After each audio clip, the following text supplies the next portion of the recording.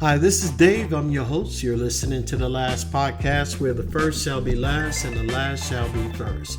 If this is your first time listening, welcome. I appreciate you finding us and listening.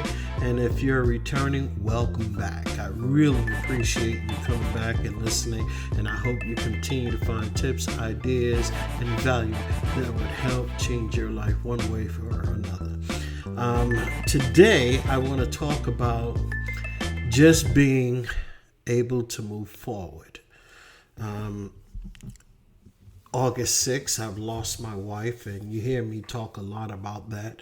And, it's hard. I even mentioned on how to deal with grief and move on, but I know the stages of grief, and I understand the stages of grief, and I understand that it takes time to move on.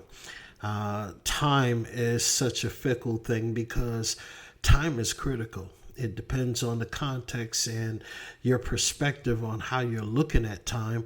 But I'm telling you, time is critical in one sense, and time over time is another sense, another way of looking at something. For me, I'm dealing with grieving. I'm dealing with loss.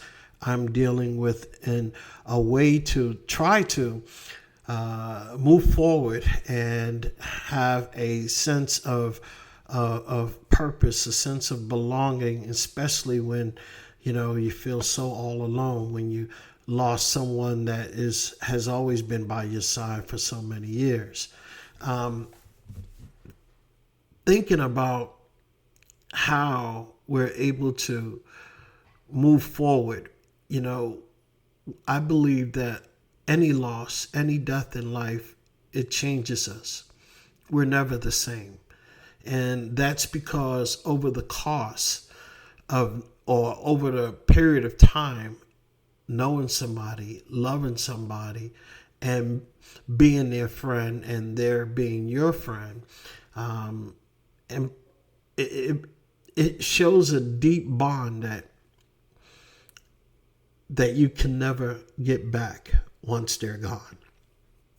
And I am deeply, deeply saddened every day. And, there are days where I can get up and do, and there are days where I feel I'm stuck. It's almost like I don't want to even get out of the bed. And in the very beginning, that's how I was. But now, for some strange reason, in the past week and a half, I noticed that I've not only felt crippled by this loss and this pain, this emptiness that I feel, but I see how that can affect us in a negative way too, where you feel that might be something going on with you, or stress, or the anxiety of that loss gets to you and affects you in a negative manner.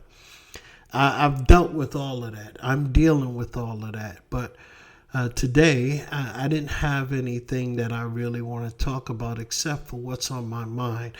And the reason why I say that is because being on this podcast, creating this podcast, has been a lifeline. It's been an outlet. It's been therapeutic. It's been a way that I can actually share with you what's on my mind, and hopefully it resonates with somebody else who might be going through such a hard time as I am. I do know that I'm going to get through this. I do know that it takes time, and I wonder how will I come out on the other end. Like, what I mean is, death changes us all. It could change us in a negative way, or it could change us in a way that we have grown. We have been strengthened by that loss. And we carry with us that loss and the precious moments that we share with them, knowing that time is not guaranteed to anyone, and how critical time can be. It is up to us who is left to cherish that time, to pay it forward, so to speak, to help others who might be in need, to help lift and inspire those around us and the lives that we come in contact with. I think that it's only fair to say that my loss has not only dented and put a void such on me, but within the entire family. She was deeply loved and she will be deeply missed.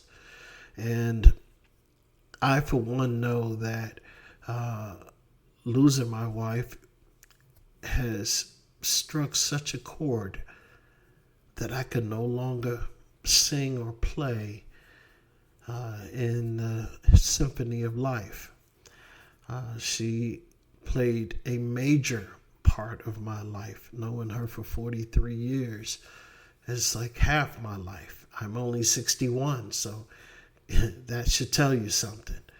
I think of her all the time, but I do know that when we lose our mother, our father, our brother, our sister, our cousin, if we're close, whoever that might be, even a close friend, we are strengthened in such a way that we may not know it now while we're going through the grieving process.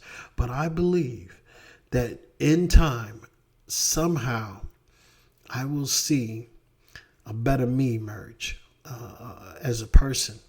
As a person, I think that I will not only have grown, because I wonder, I ask all those questions too. Why her? Why not me?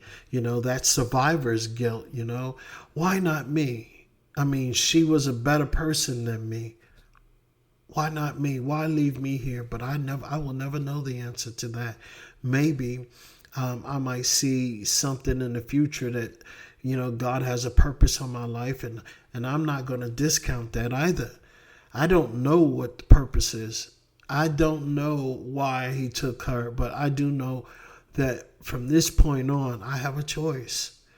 I have a choice to not only move forward, but I have a choice to live and live more abundantly as my wife would want me to live, and as Christ and provided so that we might live more abundantly.